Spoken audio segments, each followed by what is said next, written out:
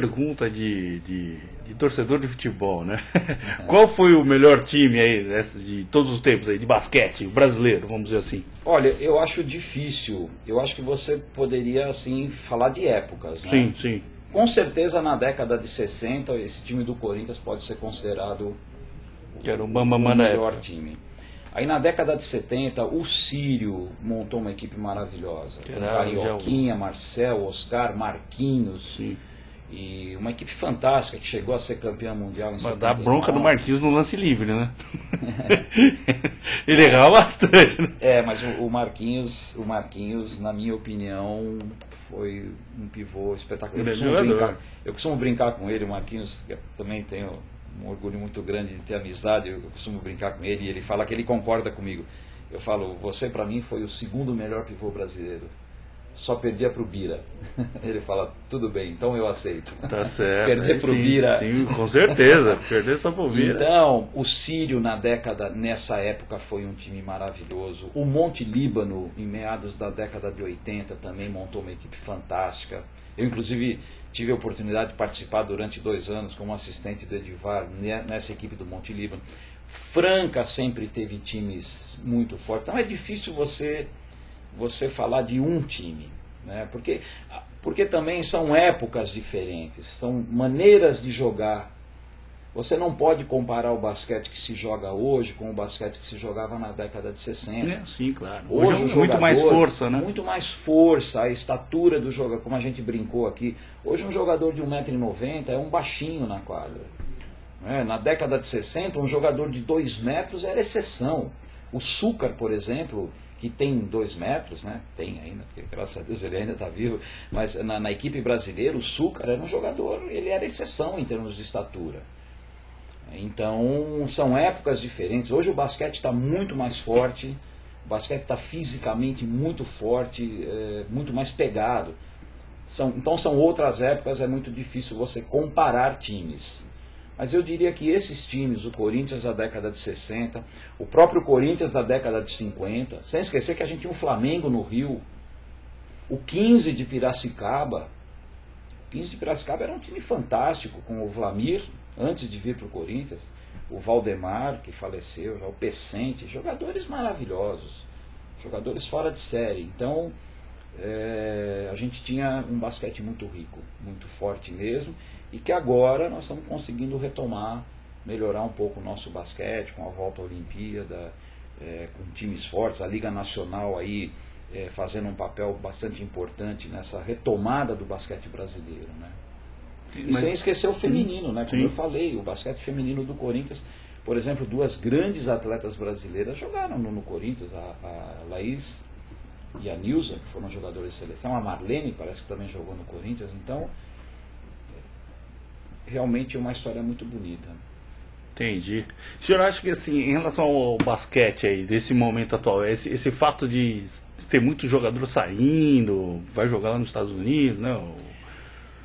Você acha que é prejudicial? Não, eu acho que tem os dois lados. É prejudicial, assim, porque esses jogadores ficam muito tempo fora do ambiente brasileiro, e quando eles retornam, às vezes eles retornam com pouco tempo para fazer uma adaptação, como acontece, por exemplo, na seleção. Então, esses jogadores que vêm da NBA ou mesmo da Europa, quando vêm, já vêm numa condição de final de temporada, estão cansados, aí é pouco tempo de treinamento. Mas, por outro lado, isso é muito bom, por quê? Porque a gente tem vários jogadores que trazem essa experiência internacional para nós aqui, né? Então isso é importante. Quer dizer, hoje o basquete, assim como outros esportes, ele está muito globalizado. E se você analisar aí os campeonatos europeus, você vai ver que as equipes europeias, por exemplo, a maioria das equipes são formadas por jogadores que não são do próprio local. Então, se você pegar o campeonato espanhol, por exemplo, de basquete, que é o segundo campeonato mais forte do mundo, depois da NBA, as equipes locais, um exemplo, o Real Madrid tem 3 ou 4 jogadores espanhóis. Os outros são jogadores de países da Europa muito fortes no basquete, como a Grécia, como a Itália, como a Rússia, a Lituânia, os países da ex-Iugoslávia, Croácia, Sérvia. Então agora essa mistura que se faz no basquete é muito importante. E é importante o Brasil também ter jogadores jogando nesse ambiente. Para quando for para uma competição internacional, você ter essa experiência. Entendi, mas acho que, assim, em relação a resultados, assim, eu acho que, assim, o pessoal que vai jogar lá fora, lá que tá na NBA e tal, ele chega aqui, os caras voltam um pouquinho com estrelismo em cima... Olha, é difícil dizer. É claro que eles vêm numa condição um pouco diferente, não é? Mas a gente viu agora na Olimpíada os jogadores que vieram da NBA, temos 4 jogadores da NBA na seleção, né? O Leandrinho, o Nenê, Thiago Splitter e o Anderson. Eles jogaram o que poderiam ter jogado, não houve estrelismo, não dá para julgar o resultado em função disso. O resultado de um jogo ele é uma somatória de fatores aí que nem sempre você consegue chegar no melhor resultado. Mas eu não acredito. Os meninos que vieram da Europa, por exemplo, como Marcelinho Huertas, que está jogando um basquete fora de série. Hoje, na minha opinião, o Marcelinho é o principal jogador brasileiro, sem dúvida nenhuma. Adquiriu uma experiência fantástica na Espanha. E isso para a seleção é muito importante, porque ele é reconhecido lá fora como um grande jogador. Isso faz uma tremenda diferença na hora de uma competição internacional. Sim. Por que o Oscar... Um dos fatores que o Oscar era aquilo que ele era. Porque o Oscar, entre aspas, ele era temido pelos adversários. Sim. Todo mundo sabia que a bola na mão do Oscar era um problema. Então você tem que ter esse tipo de jogador no time, né? E para ter esse jogador no time, só se ele jogar num outro ambiente. Porque se ele ficar só no ambiente nacional, ninguém vai saber quem ele é. Então, como eu falei, tem algumas coisas negativas, mas eu acho muito positivo isso. Claro que para o basquete interno, essa saída dos jogadores pode não ser legal em termos de espetáculo, mas isso é bom também porque faz com que as equipes trabalhem na formação de outros jogadores importantes para chegar também nesse nível, né? Para suprir a falta dessas estrelas, vamos chamar assim. Tá certo. Professor, eu já fiz aqui do maior jogador brasileiro. E mundialmente, assim, quem que o senhor é fã? Ou que o senhor acha que foi um dos melhores jogadores que o senhor já viu jogar, mundialmente falando? Olha, eu sou muito fã da escola de basquetebol que é praticada nos países da Iugoslávia. Eu particularmente acho que é um basquetebol sensacional. Claro que a NBA tem todo um... Lógico, a NBA é fora de série.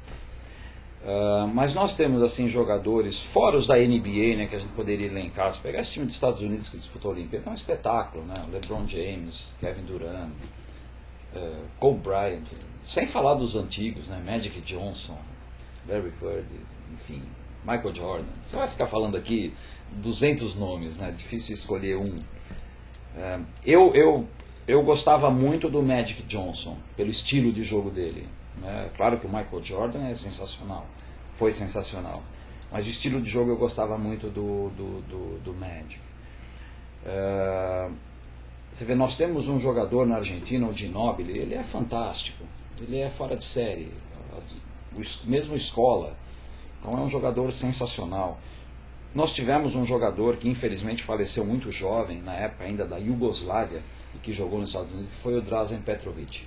Sim. Grande jogador, espetacular, e infelizmente, né, faleceu num acidente de automóvel com 30 e poucos anos. Quer dizer, foi uma perda tremenda para o basquete e para o esporte, claro, em geral. Eu gosto muito, por exemplo, na Europa, tem jogadores assim, fantásticos, aquele Navarro que joga no Barcelona. Eu já falei do Huertas hoje. O Huertas pode ser considerado tranquilamente entre os 10 melhores jogadores do mundo fora NBA, né? Mas o Huertas faria parte de qualquer seleção mundial hoje, sem dúvida nenhuma. Enfim, tem muito jogador bom. Eu acompanho o campeonato europeu, tanto de clubes como de seleção. Agora está tendo a fase classificatória do campeonato europeu, que vão classificar 16 times para juntar com os 8 já pré-classificados. E você vê cada time sensacional, jogadores fantásticos jogando. Tem muita gente boa. Como eu falei, é muito difícil você escolher um, né? Mas enfim, só vendo mesmo, eu gosto muito. Eu gosto muito do estilo europeu de jogar basquete. Gosto muito do estilo europeu de jogar basquete, é um jogo mais organizado, é um jogo menos... assim, menos força. Tem muito contato, tem força, mas assim, ele joga de uma maneira mais organizada, não é tanta velocidade. Mas tem muita gente boa. Hoje eu colocaria, sem dúvida, como eu te falei, o Marcelinho está entre os melhores, o Navarro é um jogador espetacular. Tem jogadores jogando na Rússia, por exemplo, o Kirilenko é um jogador fora de série, nós vimos aí na Olimpíada, Paul Gasol que joga na NBA, enfim, tem muita gente, muito jogador bom aí pelo mundo. Por isso que o basquete, hoje, às vezes as pessoas falam, mas o Brasil... Tem que pensar antes de falar. Hoje o basquete é, sem dúvida nenhuma, não tenho medo de errar no que eu vou falar. É o esporte mais competitivo em nível mundial. É o esporte mais difícil. Tirando Estados Unidos, que é claro, a hora que eles vão com aquela equipe, não tem jeito. Se eles forem jogar sério, levarem a sério o que estão fazendo, não tem jeito. Aí você tem pelo menos umas 10, 12 equipes num nível espetacular. Espetacular. Então é muito competitivo. O basquete em nível mundial hoje é dificílimo você chegar, você falar assim, pô, chegou em 8º lugar. Chegou em 8º, poderia ter chegado em 2º ou até 1º. Não tem dúvida nenhuma. A Argentina montou um time espetacular. Então, o basquete hoje é muito competitivo. O Pan-Americano foi a maior vitória do basquete brasileiro? Não, foi o Mundial. Olha, eu acho que foi uma vitória emblemática. O Brasil teve dois campeonatos mundiais, claro, isso é muito importante, mas aquela vitória ela foi emblemática pela circunstância. Quer dizer, o Brasil ganhou dos Estados Unidos, nos Estados Unidos, e os Estados Unidos com uma equipe muito boa, onde 2 ou 3 jogadores ali foram para a NBA. E aquele jogo, especificamente, aquela vitória, foi o primeiro passo para se permitir a entrada dos profissionais nos Jogos Olímpicos. Porque o que aconteceu? Os Estados Unidos, eles vieram de um campeonato mundial em 86, que eles ganharam, perderam o PAN em 87, perderam a Olimpíada em 88, e aí eles começaram a ficar preocupados. Opa, só com o universitário não vai dar mais, porque os times começaram, Rússia, Iugoslávia, Espanha, Brasil, Itália, começaram a se igualar. E aquele jogo foi emblemático, aquele resultado foi muito importante para essa mudança de regra que permitiu que em 92 eles fossem com aquele time sensacional que até hoje acho que vai ser muito difícil montar um time igual aquele, né? Poupança programada, investimento garantido. O consórcio é a modalidade de compra preferida daqueles que desejam planejar o futuro.